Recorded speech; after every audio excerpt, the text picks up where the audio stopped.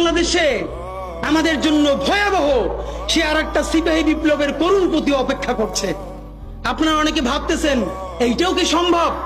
জামাতের ভাইয়েরা অনেকে বুঝে না, বলে কি করে সম্ভব? মনে করাই দেই, শহীদ নিজামী মুজাহিদ সাহেবেরা মন্ত্রী হিসাবে সর্বশেষ যখন সম্ভবত 2006 বা 2007-এও মন্ত্রী ছিলেন, বলেন তো তার কয় বছর পর তাদেরকে ফাঁসি দেওয়া হইল? 10 বছরও লাগে নাই।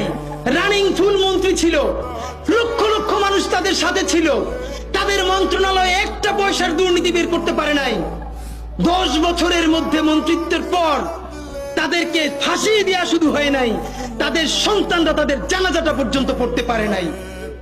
সংখ্যা দিয়ে হয় না ভাই, কোটি কোটি মানুষ দিয়ে সবকিছু হয় না। আজকে আপনারা প্রথম আলোর বিরুদ্ধে বলেন, এই যে আসার সময় বলতেছিলাম শায়েকরে, প্রথম আলোর প্যারালাল কাছাকাছি একটা পত্রিকা কি আমরা দাঁড় করাইতে পারছি?